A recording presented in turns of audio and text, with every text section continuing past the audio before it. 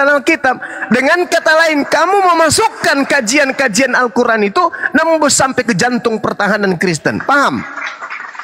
Siapa suruh lu main-main dengan Al-Quran? Lu sendiri yang mau kan?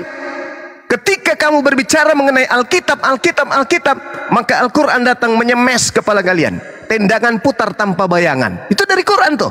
Fawailul lilladzina yaktubuna al-kitaba biaidihim thumma yaquluna hadza min indillah liyashtaru bihi thamanan qalila. Coba Anda menyebutkan tabablia atau biblos atau biblika. Enggak masuk di sini. Celakalah orang yang menuliskan sebuah Alkitab dengan tangannya sendiri. Tuh, kena kau kan?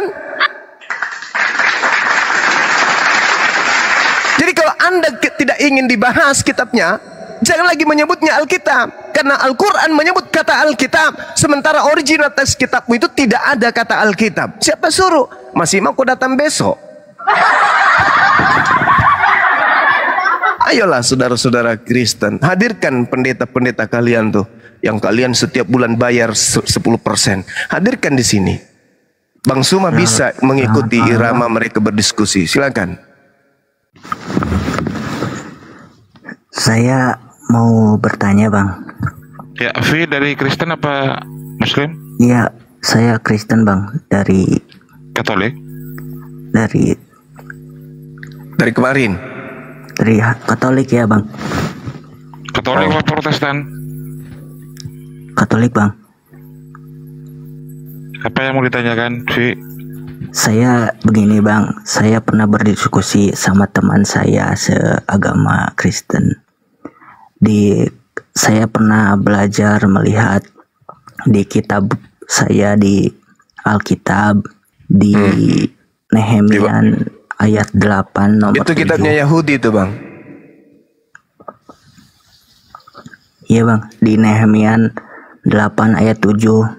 Oh, kitabnya Apakah Yahudi itu memang Nehemia benar 8 waktunya. Apakah itu sholat benar, Bang? Yes. Atau apa? Betul. Benar. Itu betul itu. Karena kenapa dikatakan muka sampai ke tanah? Ya kan? Mengangkat tangan, lalu berlutut, lalu apa? Bersujud. Itu sholat tuh.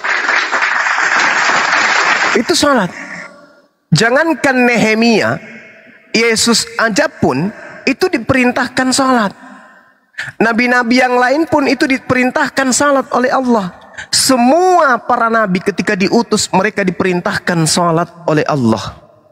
Allah Subhanahu wa taala menjelaskan dalam Al-Qur'an surah Al-Maidah. Datanya akurat, masih suci sampai hari ini. Walaqad ahazallahu mitsaqa bani Israil wa ba'atsna minhum 12 naqiban wa qala Allahu inni ma'akum la in aqamtumus shalah. Tuh perintah salat kepada Bani Israel. Jadi kalau Anda membawa Nehemia 8 nomor 7, mereka memang salat. Yesus salat. Matius 26 nomor 39. Gitu, saudara. Jadi seluruh nabi itu salat.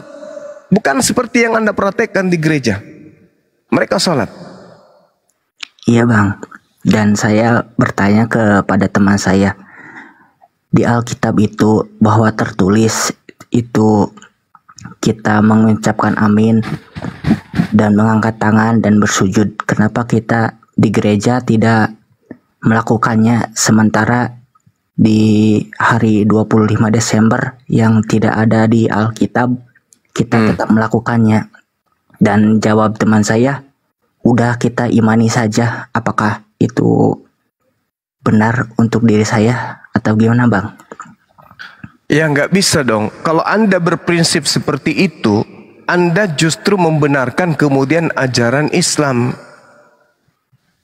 Ajaran Islam ketika datang kemudian membahas kitab saudara, apa kata Al-Quranul Karim? Wa idza qila lahum ittabi'u ma anzalallahu qalu bal nattabi'u ma alfaina alaihi aba'ana awalau kana aba'uhum la yaqiluna syai'a wa la yahtadun.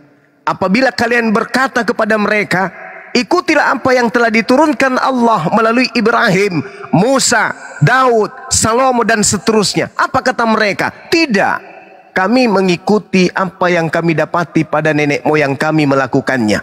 Al-Quran mengatakan, awalau kana aba'uhum la ya'qiluna syai'a. Padahal nenek moyang mereka itu tidak mengetahui apapun. Coba tanya pendeta besok, Pak Pendeta, ya paman, kita ini ke gereja nyanyi kayak begini, ini ikutin siapa? Apa kata pendeta? Yang ngikutin pendahulu kita, nenek moyang kita. Hei nenek moyang, ya paman, siapa yang Anda ikuti? Seperti ini keadaannya. Nenek moyang mengatakan apa? Ikut sama Om Paulus. Om Paulus siapa yang ngajarin? Nggak ada. Malah bisa-bisa Paulus mengatakan, tidakkah kau baca di dalam Kisah Para Rasul 21 nomor 15 sampai nomor 26 bahwa aku bertaubat dari mengajarkan ajaran Kristen. Kenapa kalian masih Kristen? Padahal Bible kalian pegang. Di situ tertulis saya bertobat dari mengajarkan ajaran Kristen. Coba, kalau Paulus aja bertobat dari ajaran Kristen, kenapa ente pada tidak bertobat? Coba baca Kisah Para Rasul 21. Bertobat nggak Paulus itu dari mengajarkan ajaran Kristen? Bertobat. Ayolah saudara-saudara, mari kita belajar menggunakan akal sehat kita, membuka hati untuk belajar. Islam ini datang untuk apa sih? Islam kenapa lebih banyak membahas tentang umat terdahulu daripada membahas Nabi Muhammad sih? Kenapa? Karena Islam datang untuk menyelamatkan kita semua. Cuma saya potong. Apa yang kau potong, Paulus? Bapak dibilang nyanyi itu dari mulut kami. Anda tahu Yahudi bernyanyi, memuji Tuhan dengan bernyanyi. Ya itu syariat mereka, Bung. Mazmur 140. Sabar dulu. Kami sampai sekarang Kristen itu bernyanyi di gereja. Sabar saudara, sabar. Dengarkan pamanmu ini ngomong. Dengarkan. Mazmur 147 19 sampai nomor 20. Hukum-hukum Taurat, hukum menyanyinya Bani Yakub dan aturan-aturan yang datang kepada Israel tidak diberikan kepada Kristen. Lu mau apa sekarang? Lu mau apa? Dalil mencatat seperti itu. Kamu menyanyi itu ikut siapa? Sementara hukum Tuhan, kaidah-kaidah yang datang kepada Bani Israel, Bani Yakub dan orang Israel Yahuda tidak diberikan kepada orang Kristen. Lu mau apa? Yesus dari mana? Yesus mengajar di mana? Yesus orang Yahudi dan Yesus tidak pernah mengajarkan Kristen. Emang Yesus mengajarkan Kristen? Itu bernyanyi sekarang karena emang Yesus itu mengajarkan Kristen? Kristen itu yang diajarkan oleh para murid Yesus. Itu bagus. Itu bagus kau sudah akui. Yang saya tanya, Yesus pernah mengajarkan Kristen enggak?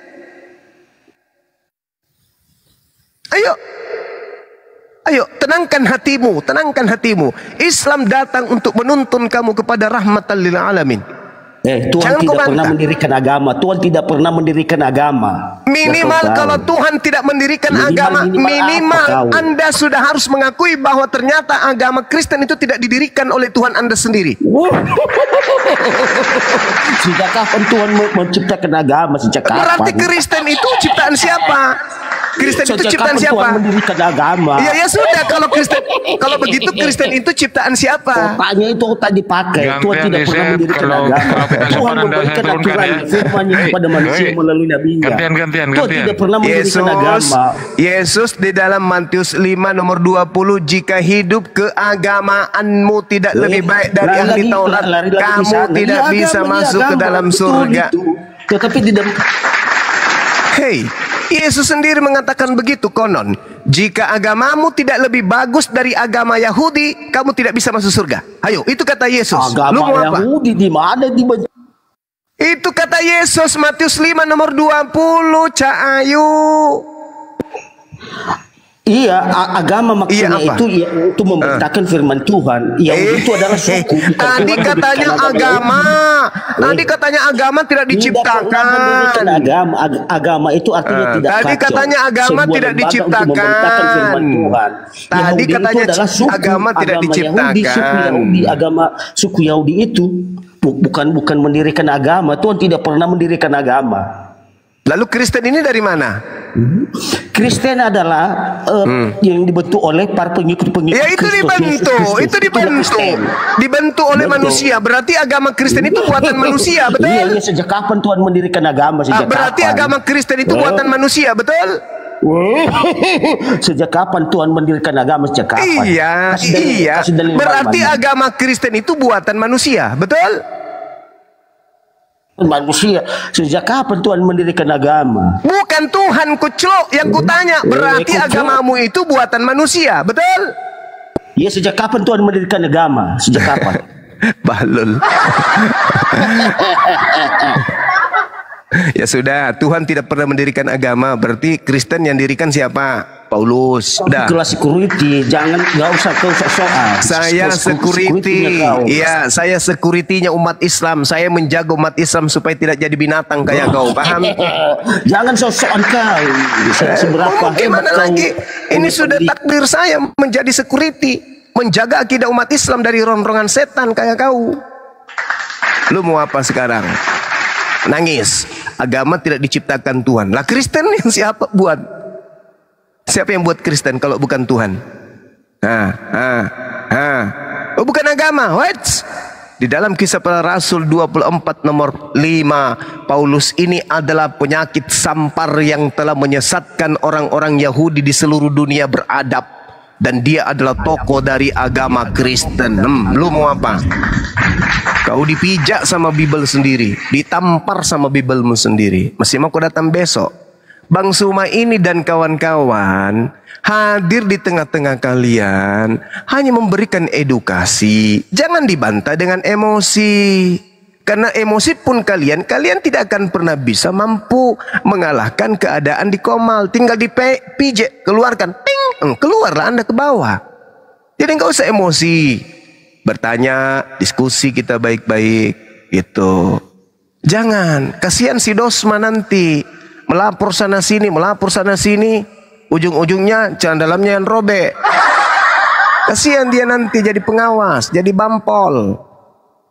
Ya, bikin piti-piti dengan Kristen pakai hijab, nyebut-nyebut Yesus, memuja-muja Yesus pakai jilbab Islam dia. Jangan, kasihan si Dosma. Ya, sibuk lapor sana sini, tidak tahu masalah apapun dilapornya. Bang Suma yang dijebak supaya Bang Suma kemudian menggunakan baju yang ada tulisan Bible. Bang Suma tolak, Bang Suma yang dilampor. Nah, itulah, entah di mana sekolah itu si Dosma. Orang yang dijebak untuk melakukan maksiat dalam hukum agamanya, justru dia yang dilaporkan. Hukum di mana dia belajar? Jangan-jangan dia lulusan ini, kampungnya Bang Handi. Di mana Bang Handi? Kampungnya Bang Handi? Bang Handi? Belajar hukum di mana si Dosma itu? Ya, di Burundi. Di Burundi dia belajar. Jadi kita diskusi baik-baik aja, diskusi baik-baik. Diskusi kita baik-baik. Bang, ada kayak begini. Jangan datang-datang emosi. Karena kalian belum sanggup untuk menakut-nakuti Bang Suma, belum. Sudah kubilang kan? Ya, saya ini teman-teman beladiri nih, masih ingat kan slogan saya ketika saya mengajar atau saya sementara di kader pada saat di perguruan? Apa kata saya? Belum ada di antara manusia-manusia yang hadir di sini yang bisa mengalahkan saya bertarung fisik. Itu dulu. Sekarang belum ada manusia-manusia yang bisa mengalahkan saya bertarung logika di sini terkait dengan agama. Orang Kristen khususnya. Belum. Ya, jadi bukan sombong, enggak. Cuman marilah kita belajar. Mari kita belajar. Pelan-pelan kita belajar. Kalau perlu Dosma ajak ke sini biar ku tatar tentang Bible dia. Ku ajarin Bible. Jangan cuma sibuk goyang sana goyang sini, memalukan. Laki kok kayak gemulai kali.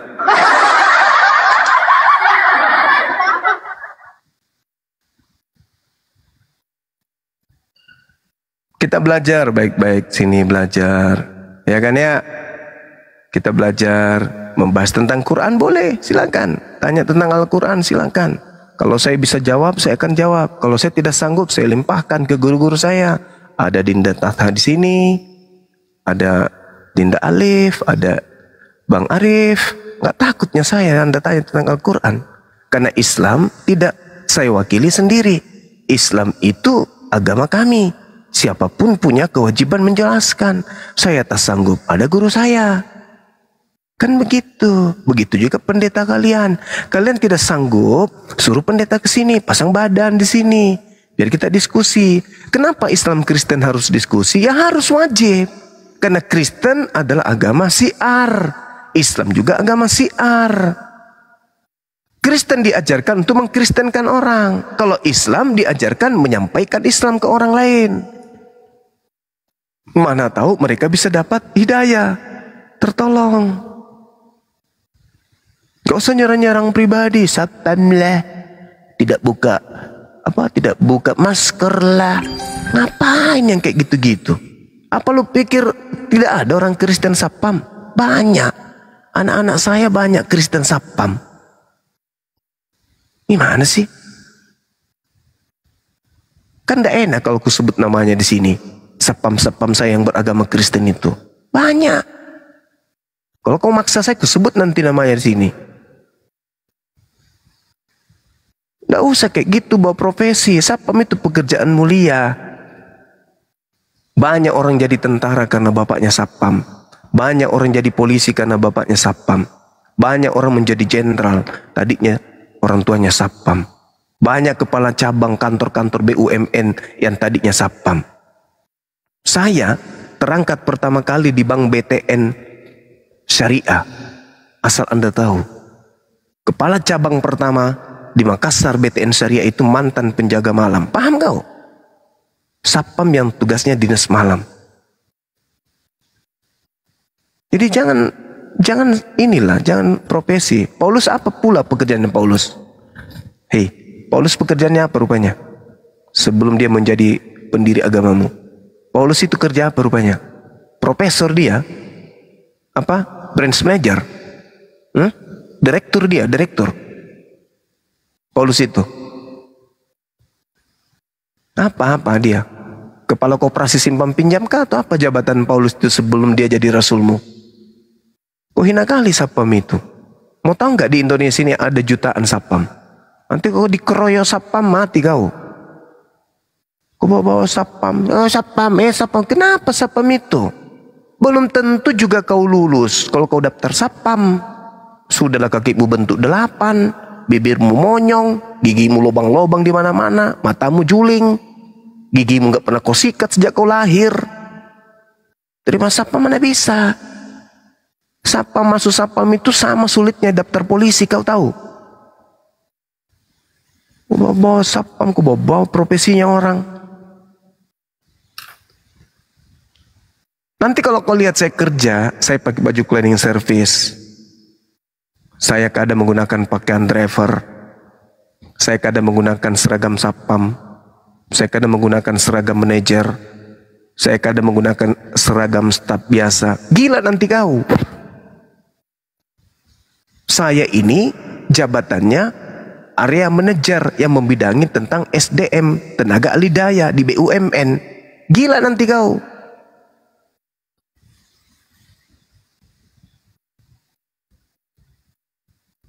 Lucu kau ini.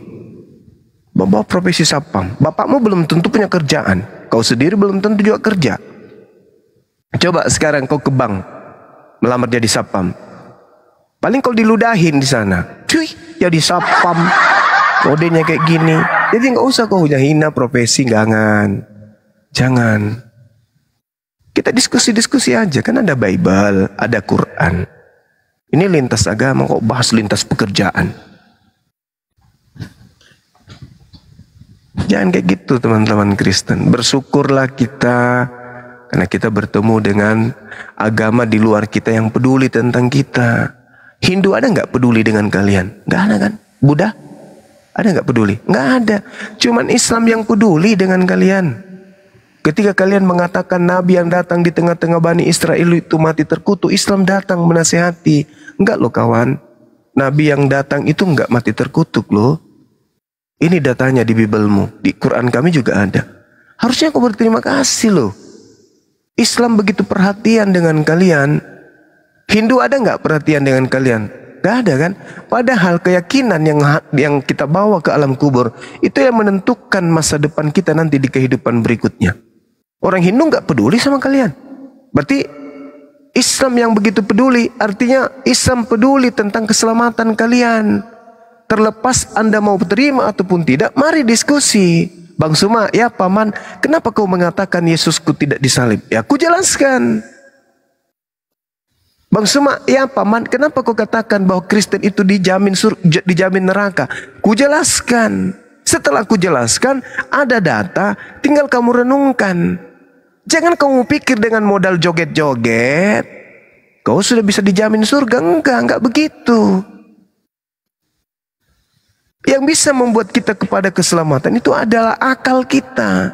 Akal ini yang Tuhan titip ke kita. Nih akal tak kasih samamu supaya kau bisa menjalani hidupmu dengan menapaki kebenaran-kebenaran yang ada. Nih ku utus para nabi, ku utus kitab suci. Nih akalmu pakai. Gitu. Bukan didoktrin, didogma, enggak. Satu-satunya agama yang memperhatikan keselamatan orang di luar Islam itu cuman Al-Quran. Hanya Islam yang peduli. Jangan Anda mengatakan, ini kok dibenci kali siang malam bahas-bahas Bible. Enggak. Lihat dari sisi positifnya coba. Jangan dari negatifnya yang Anda lihat.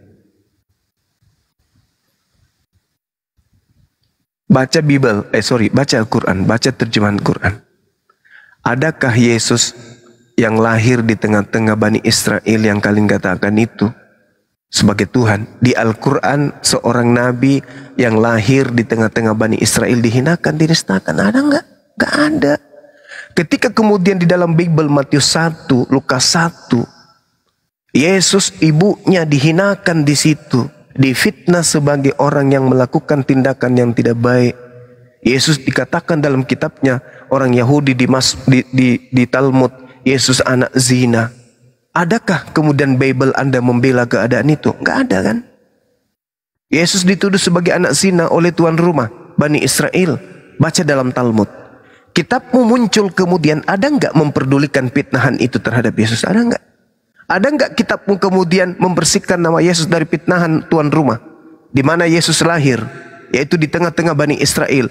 Bani Israel punya kitab tafsir namanya Talmud yang menuliskan Yesus itu adalah anak zina. Ada enggak kitabmu kemudian mensucikan fitnahan itu? Enggak ada kan?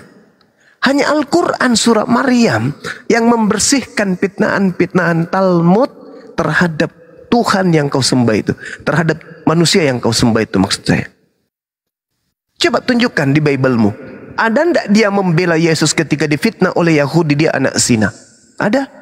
Ada enggak di Bible-mu ketika kitabnya orang Yahudi Talmud mereka mengatakan ibunya Yesus itu adalah pesina? Ada enggak? Enggak ada kan? Nah, sekarang kamu berselancar ke terjemahan Al-Quran surah Maryam. Bagaimana kitab suci Al-Quran membersihkan namanya Siti Maria itu? Kau baca terjemahan Al-Quran surah Maryam, bagaimana nama dari manusia yang kau katakan Yesus itu dibersihkan di sana. Dari sejak bayi dia sudah membela harkat dan martabat ibu yang mengandungnya dengan susah payah. Asal kamu tahu. Tapi di kitabmu apa? Bukannya membela kemudian ibu Maria, bukannya kemudian membela Yesus yang difitnah. Malah kitabmu mengatakan apa? Maria yang menyembah kepada anaknya. Bayangkan itu. Yesus tidak pernah memanggil satu kali pun kepada ibunya dengan panggilan yang santun selayaknya anak kepada ibunya. Wahai ibu. Gak pernah. Selamanya dia memanggilnya apa? Wahai perempuan. Bukannya membela keadaan yang ada di tengah-tengah Bani Israel terhadap Yesusmu. Malah kau nambah-nambahi kitab itu.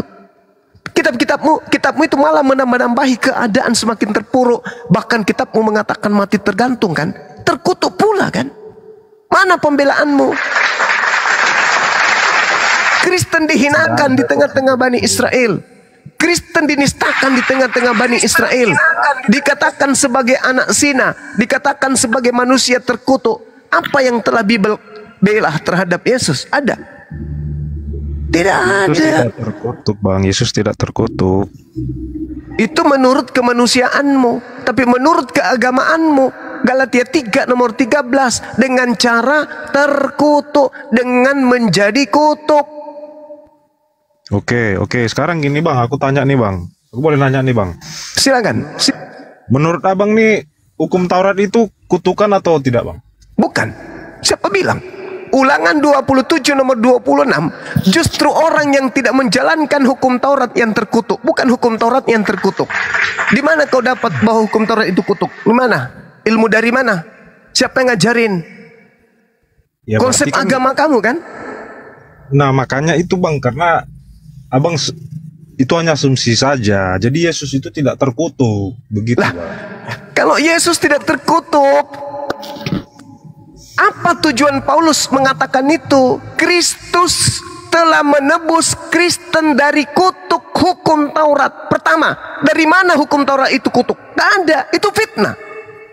Yang kutuk itu adalah orang yang tidak menjalankan hukum Taurat. Ulangan 27 nomor 26, terkutuklah orang yang tidak menjalankan hukum Taurat dengan perbuatan. Bukan Taurat yang terkutuk, tapi orangnya. Nah, kenapa Paulus mengatakan kemudian yang terkutuk itu adalah Taurat? Bukan kutukan. Hukum Taurat bukan kutukan bang. Kristus telah menebus kita dari dari kutuk hukum Taurat. Dengan jalan menjadi apa? Dengan jalan menjadi kutuk. Itu Anda jawab. Iya, tapi hukum Taurat itu bukan kutukan bang, gitu. Ya memang betul. Nah sekarang Yesusnya menjadi kutuk atau menjadi mulia? Anda lah punya kewajiban itu menjawab. Karena Yesus datang bukan untuk karena dia datang untuk menggenapi hukum Taurat. Terlepas daripada itu, saudara, coba Anda baca Galatia 3 nomor 13 itu. Bukankah Yesus mengatakan di dalam Yohanes 16 nomor 14, apabila roh kebenaran itu datang, maka dia akan memuliakan aku. Karena bukan roh kebenaran yang datang kepada Paulus, maka dia mengatakan Yesus itu mati dengan jalan menjadi kutuk. Makanya saya katakan yang datang kepada Paulus itu bukan roh kebenaran, tapi roh jahat. Ini sudah berapa kali saya sampaikan. Siapa yang datang kepada Paulus? Kata Paulus dalam Galatia 1 nomor 12, bukan manusia yang datang kepadaku. Berarti bukan Yesus. Karena Yesus itu manusia. Yang datang kepada dia bukan manusia, tapi Mesias. Ingat, di Islam dan juga dalam pengajaran Yesus sama-sama mengatakan bahwa iblis itu bergelar Mesias juga. Dajjal itu juga bergelar Al-Masih, Mesias. Nah, Paulus mengatakan yang datang itu siapa bang? Mesias palsu. Mesias palsu. Yang kedatang ke Paulus itu kan berupa cahaya gitu bang. Nah, itu, betul. Kalau menurut abang nih, cahaya itu apa coba? Yang dimaksud iblis. Itu cahaya itu siapa? Iblis. Namanya siapa? Iblis. Iya, menurut Yesus, sabar. Menurut Yesus, ini kan ada namanya bang. Iya, Mesias kan? Iblis. Coba Anda baca. Di Alkitab bang, kan ada nama-namanya bang. Mau Lucifer, Beelzebub. Tapi Yesus mengatakan penyesat yang datang sesaat dia telah terangkat ke langit itu bernama Yesus Kristus. Paham? Dari mana dasarnya? Matius 24 nomor 4 nomor 5. Baca. Pakai akal tapi ya. Pakai akal. Silakan Anda baca. Lukas, Matius 24 nomor 4 nomor 5. Yang lain yang dibawa, yang 4.000 orang ini, teman-teman yang ada di YouTube juga silakan Anda buka Bible atau di Google aja. Matius 24 nomor 4 nomor 5. Siapa nama iblis yang datang setelah Yesus terangkat ke langit? Di sini Yesus di sini menjelaskan bahwa ke masa depan nanti itu ada nabi-nabi palsu begitu. Kok masa depan? Yesus sedang berbicara dengan Bani Israel, kok masa depan pula? Dia berbicara dengan orang yang ada di depannya yang hidup sesamanya, kok masa depan pula? Aku berkata kepada kamu, kamu siapa? Ke-12 muridnya, ke murid-muridnya. Kok jadinya masa depan pula? Anda ingin menutupi diri kalian? Anda ingin menutupi Paulus? Ya sebentar bang, kita kembali ke cahaya tadi. Itu cahaya tadi. Cahaya. Oke, saya kasih data. Lukas 10 nomor 18. Yesus berkata, aku melihat iblis jatuh dari langit berupa cahaya. Dah, selesai. Berapa tadi? Lukas Cahaya 10 ini- 18. Oke, cahaya ini kan iblis. Ya, Oh, ntar saya buka bang ya. silakan. Silakan. Yang saya maksud ini iblis ini siapa namanya begitu? Iblis itu datang mengatasnamakan Yesus, Cak Ayu. Alamak. Dasar abang mengatakan bahwa iblis yang jatuh ini seperti kilat dari mana dasarnya? Kan Yesus mengatakan penyesat itu datang dengan memakai namaku dan berkata akulah Mesias. Paulus berkata, aku menerima Injil bukan dari manusia, tapi dari Kristus Yesus. Menggenapi Iya, itu kan? Di sini kan, Apalagi yang di sini kurang? kan di ayat ini kan Yesus sendiri berkata, dia sendiri loh yang berkata bang, bahwa dia melihat iblis jatuh seperti kilat dari langit begitu. Dan dasar abang mengatakan kilat ini, iblis ini dari mana dan siapa nama iblis itu begitu? Loh, Paulus kan mengaku bang. Ya. Yesus juga mengaku. Waspadalah supaya jangan ada orang menyesatkan kamu, sebab banyak orang akan datang dengan memakai namaku. Siapa? Si penyesat memakai nama siapa? Yesus. Penyesatnya memakai nama siapa? Nama Yesus. Akulah Yesus. Kan begitu. Yesus kan berkata, dia melihat ke langit kan. Coba abang simak baik-baik dalam ayatnya nih. Yesus berkata, dia melihat ada iblis jatuh yang seperti kilat dari langit begitu bang. Nah ini Iya, dari langit. Dari langit. Yang iblis yang jatuh ini siapa namanya begitu bang? Bintang Timur. Bintang Timur, oke. Bintang Timur nama lainnya apa tuh bang? Lucifer. Oke, Lucifer. Lucifer berarti iblis gitu bang ya? Ya iyalah, Yesus sendiri mengatakan kok iblis. Kok baca itu Lukas 10:18 apa kata Yesus? Satanas dalam bahasa Yunani. Satanas. Apa itu Satanas? Setan kan, iblis kan? Iya sebentar, kasih waktu dulu bang. Iblis di Alkitab itu adalah malaikat yang jatuh. Jadi memang betul. Dalam konsep kekristenan, iblis itu tidak diciptakan. Iblis itu ada karena baca Yesaya 45 nomor 7, iblis itu diciptakan, Cak Ayu. Saudara ciptaan bang, Saudara Logos, Yesus, Saudara Logos, Tuhan, terus saya pencipta. saya tanya. Pencipta saya tanya dulu, itu Bang. cuma satu, di luar pencipta namanya ciptaan. Siapapun yang bukan pencipta, apapun statusnya, dia adalah ciptaan. Setuju? Pencipta Salah. cuma satu. Pencipta Itu ada berapa? pemahaman Abang. Pencipta Makanya saya ada bilang. berapa? Pencipta ada berapa? Pencipta hanya satu. Nah, iblis pencipta atau ciptaan? Ciptaan. Itu pintar. Udah selesai. Dan sudah pasti Ya, ciptaan itu yang dasarnya- menciptakan siapa? Cuma satu kan? Satu-satunya dari sumber mana? adalah Tuhan. Berarti Tuhan yang menciptakan iblis. Dah. Dari mana pintar. dasarnya iblis diciptakan? Dari mana dasarnya Sekarang iblis pertanyaan diciptakan? saya coba Anda resapi. Pencipta itu satu atau dua? Satu. Yang menciptakan iblis siapa? Pencipta atau Iblis bukan? tidak diciptakan. Iblis La tidak haula wala diciptakan. quwata illa billah. Iblis itu malaikat yang berontak, La karena ingin haula menyamakan wala dirinya dengan quwata Allah. illa. Segala sesuatu yang tidak diciptakan, dia pencipta. Berarti Anda ingin mengatakan iblis itu pencipta. Yesaya 45 nomor 7, coba Anda baca. Oke, sebentar. Bahaya ini saudaraku ini. Coba Anda baca. Yesaya 45. Nomor 7. Ada Yesaya. Oh, bentar. Di situ ada kata ra. Oke. Ra itu artinya apa? Evil. Evil artinya apa? Yang menjadikan terang dan menciptakan gelap, yang menjadikan nasib mujur dan menciptakan nasib malang. Akulah Malang- Tuhan yang membuat semuanya ini. Malang dalam Mana bahasa sini? Malang dalam Ya, mana bahasa iblisnya? bahasa Yunani Ibraninya apa? ngobrol lagi. Di sini tidak ada kata iblis. Mana iblisnya? Tidak ada di sini kata iblis. Ini Yesaya diwahyukan pakai bahasa apa dulu? Ibrani. Ibraninya Malang apa?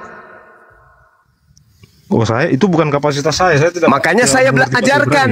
Makanya saya ajarkan. Malang dalam bahasa Ibrani itu ra. Ra itu adalah evil. Evil apa? Evil apa? Evil itu apa? Ini salah. Ini ayat ini bukan menceritakan, bukan berisi tentang penciptaan iblis. Allahu Akbar, Masya Allah. Ini sudah sangat jelas-jelas Allah mengatakan di situ bara, penciptaan. Kata bara itu penciptaan, menjadikan yang tadinya tidak ada menjadi ada. Apa sih saudaraku ini? Lembutkan hatimu. Jangan kau pakai imanmu dulu, pakai akalmu dulu. Dialah Tuhan yang menciptakan. Iblis tidak diciptakan. Bagaimana ceritanya? Iblis itu ada atau tidak ada? Ada. Ada. Tidak diciptakan. Iblis tidak diciptakan, karena iblis itu adalah malaikat yang berontak, malaikat. Sekarang saya tanya samamu, ada tidak di luar daripada Tuhan yang ada dengan sendirinya? Setara dengan Tuhan, ada nggak? Ya nggak ada. Kenapa Anda mengatakan iblis tidak diciptakan? Dengan Anda mengatakan iblis tidak diciptakan, tapi iblis itu ada, berarti Anda menyetarakan iblis dengan Tuhan. La haula wala quwata illa billah. Tuhan itu, saudara. Buka Wahyu. Saudara, sebentar dulu. Tuhan itu berkuasa atas segala sesuatu, berkuasa atas setan, berkuasa atas malaikat, berkuasa atas semua ciptaannya. Jangan Anda berpikir kalau ada setan, ada menyetarai Tuhan. Tidak. Setan itu makhluk yang tak ada artinya sama sekali dibandingkan Tuhan. Tuhan menciptakan kebaikan, keburukan, kejahatan, semua Tuhan ciptakan. Di bawah kendali Tuhan. Iblis itu hanya sampah di hadapan Tuhan.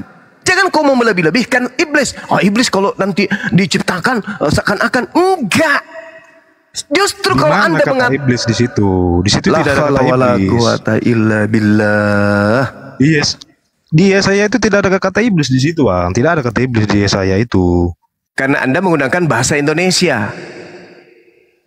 Oke? Coba terjemahannya memang. Ya. Sekarang yang mana yang betul? Terjemahannya atau bahasa aslinya? Ini kan sudah diterjemahkan. Ya kan saya pakai Alkitab yang sudah diterjemahkan oleh LAI. Ya, tapi saya kemudian tidak bisa terbodohi dengan itu. Saya harus sumbernya. Abang, data-datanya ada enggak? Coba aja buka di Alkitab Sabda. Buka di Alkitab Sabda. Malang itu artinya ra. Ra itu artinya jahat. Jahat itu syaitan, iblis. Evil itu iblis. Kok susah kali kawan-kawanku ini. Kenapa rupanya kalau iblis diciptakan? Kenapa rupanya? Derajat Tuhan rendah? Tidak. Justru kalau iblis tidak diciptakan, kita ini sama seperti kambing.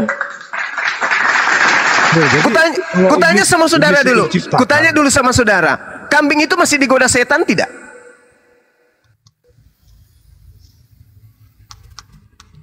Ya tidak lah. Tidak. Makanya kambing tidak pakai baju, tidak pakai celana, santai aja dia.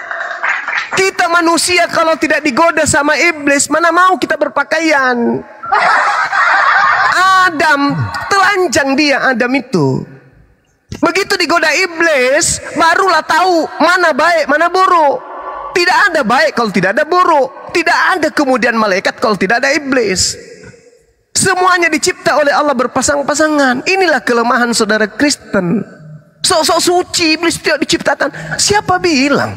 Segala sesuatu, iblis ke, setan ke, popo, pararang, padale, bom-bom, semuanya diciptakan oleh Tuhan. Dan di bawah ada kata iblis. Di situ tidak ada kata iblis. Saya tidak bisa berdiskusi dengan orang yang tidak punya otak. Paham? Saya katakan di terjemahannya memang tidak ada kata iblis. Karena ada cakupan yang kemudian digaungkan ke seluruh dunia oleh agama Kristen. menghilangkan original teks untuk menggiring manusia menyembah kepada Mesias palsu yang datang kepada Paulus. Ini jelas-jelas kitabnya orang ada kata roh. Roh itu artinya evil. Evil itu iblis, jahat. Oke, sebentar Bang. Sebentar Bang. Kristen mana yang percaya iblis itu diciptakan? Coba Bang. Berarti iblis sudah berhasil memahamkan kalian kalau iblis itu tidak diciptakan selayaknya Tuhan. Silakan Anda terima itu. Ternyata iblis setara dengan Tuhan. Anda aminkan. Iblis ternyata setara dengan Tuhanmu. Iya, Kristen mana Bang? Coba tunjukkan. Denomnya semua Kristen. Iya, saudara, semua Kristen itu, Waalaikumsalam warahmatullahi wabarakatuh. Semua Kristen itu memahami Kristen tidak diciptakan. Kalau dia tidak diciptakan iblis ini, berarti setara nggak dia dengan Tuhan? Jujur, kamu jujur sekarang. Jujur, iblis tidak diciptakan. Selain iblis yang tidak diciptakan. Oke, selain iblis yang tidak diciptakan, siapa lagi? Mampus kau di sini. Yes, cuman iblis yang tidak diciptakan karena Tuhan tidak menciptakan kejahatan. Tuhan diciptakan Allah, tidak? Allah tidak menciptakan kejahatan. Saya tidak tanya itu. Tuhan diciptakan atau tidak diciptakan? Ya tidak diciptakan lah karena tidak diciptakan. Berarti ada berapa yang tidak diciptakan? Ada berapa yang tidak diciptakan? Cuman satu yang tidak diciptakan, nenekmu itu kejahatan. Kiper tadi kau mengatakan iblis tidak diciptakan. Sekarang kau katakan satu yang tidak diciptakan. Dengan kata lain, kau di matamu, di konsep keyakinanmu, iblis dan Tuhan itu sama. Mampus sudah kau. Udah diajarin baik-baik. Malaikat yang berontak, iblis dia berontak karena ingin menyamakan dirinya dengan Allah. Sekarang nasi itu diciptakan oleh Tuhan atau tidak? Tidak, karena dia dari beras. Kan tuyul. Kalau Anda mengatakan iblis tidak diciptakan, berarti ada dua entitas di alam jagat raya ini yang tidak dicipta, iblis dan Tuhan. Berarti Anda menyetarakan iblis dengan Tuhan. Itu koplak namanya. Kristen mana Bang yang percaya iblis diciptakan? Tidak ada. Berarti itu kan hanya pemahaman Anda saja begitu. Berarti kesimpulan saya adalah seluruh Kristen di dunia menyamakan antara Tuhan dengan iblis. Sama-sama. Kristen ini di dunia ini ada 2,5 miliar. Silakan semua Kristen mau 1.000 miliar. Semua Kristen ada 10.000 miliar orang Kristen sedunia menyetarakan antara Tuhan dengan setan. Nah, itulah kau agama Kristen. Kesimpulan saya, menurut saudara Eva Logos, Kristen sedunia menyetarakan iblis dengan Tuhan. Sama-sama dua kekuatan yang tidak diciptakan. Dari mana setaranya Bang? Dari mana setaranya Bang? Bahlul, kau mengatakan Tuhan tidak diciptakan, kau mengatakan juga iblis tidak diciptakan. Berarti dua-dua kau setarakan sama-sama, bukan pencipta, bukan ciptaan. Berarti dua-duanya adalah malaikat diciptakan, makanya dia jatuh memberontak, makanya menjadi iblis. Kalau begitu, berarti Tuhan membuat iblis punya potensi. Berarti segala sesuatu yang ada, item-item yang ada di atas jagat raya ini, baik di langit maupun di bumi, itu ciptaan. Kampret. Nah, saya bilang kampret tapi halus. Jangan Anda lapor sama dosa. Alam semesta ini memang semua ciptaan. Tapi dengarkan saya, Allah tidak pernah menciptakan kejahatan. Dengarkan saya. Menciptakan kejahatan itu hanya dengarkan saya. Anda Allah tidak mengatakan pernah mengutus iblis. Dengar saya. Anda mengatakan malaikat tadinya. Malaikat itu makhluk baik atau buruk? Sedikit lagi baik. Makhluk baik. Siapa yang mempengaruhinya sampai dia jahat? Gigit lidah kau. Karena kehendaknya sendiri. Karena kehendaknya sendiri dia memberontak. Karena kehendak malaikat itu sendiri. Kenapa dia bisa berontak? Kenapa dia bisa berontak? Kenapa dia bisa berontak? Kenapa dia bisa mau menyamai Allah? Kenapa bisa? Karena dia punya kuasa. Malaikat punya kuasa. Nah, kenapa bisa dia menjadi jahat? Karena ingin seperti Allah dengan kuasanya. Berarti jahat itu ciptaan atau bukan? Kan sudah dibilang, karena malaikat berontak. Saya Allah tanya, tidak menciptakan. sifat jahat itu ciptaan atau bukan? Tuhan tidak pernah menciptakan kejahatan. Hei Bahlul, keluar juga kan kata Bahlul, tapi halus, jangan kau lapor si Dosma. Kau baca Yesaya 45 nomor 7, yang menjadikan terang dan yang menciptakan gelap, yang menjadikan nasib mujur dan yang menciptakan nasib malang. Nasib malam itu itu artinya jahat. Ya, Kristen mana? Kristen mana yang percaya itu? Kristen mana? Coba saya katakan seluruh dunia Kristen itu menyamakan Tuhan dengan iblis. Ingat Matius 4 nomor 1. Ingat itu. Tuhanmu roh, iblis juga roh. Makanya Kristen itu iblis dan Tuhannya itu sama-sama roh. Paham? Yesus dicobai oleh roh.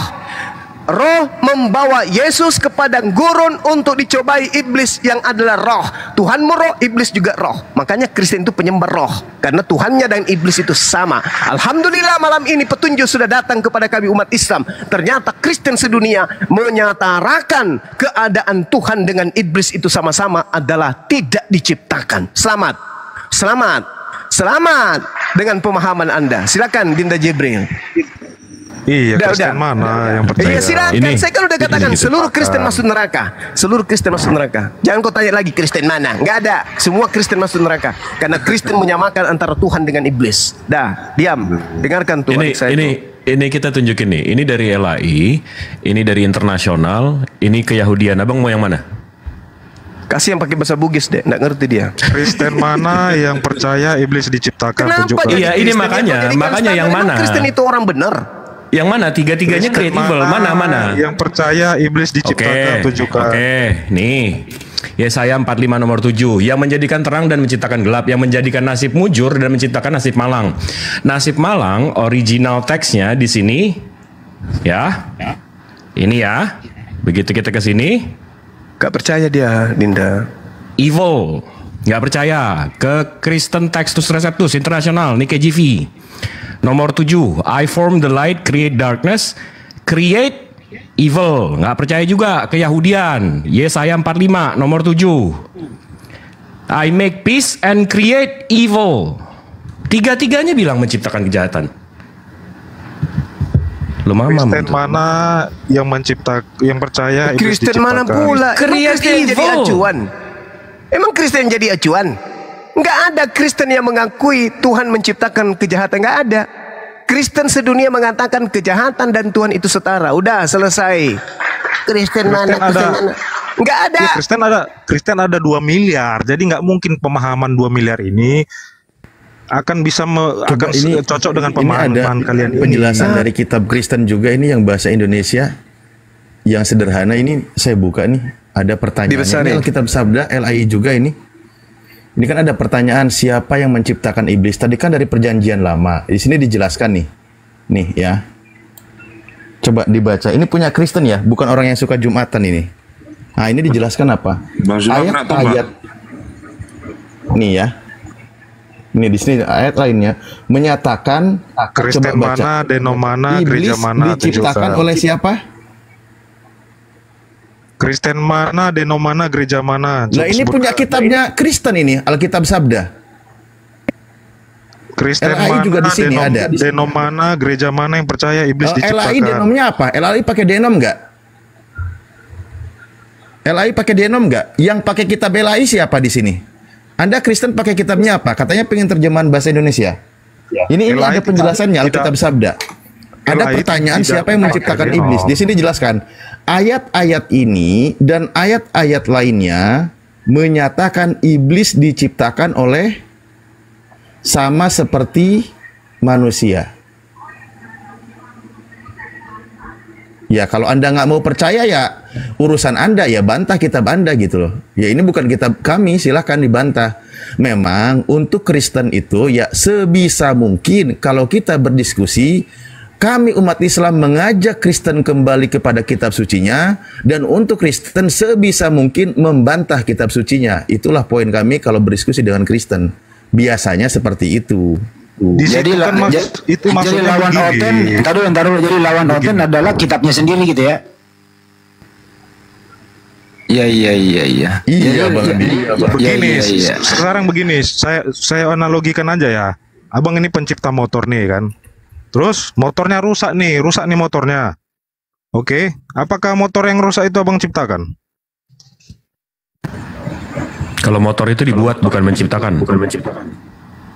Iya, maksudnya abang pencipta. Abang tahu nggak bedanya menciptakan dan membuat? Motornya rusak. Abang paham nggak bedanya menciptakan dan membuat? Ya paham lah, menciptakan itu kan dari belum ada menjadi ada gitu. Membuat? Ya membuat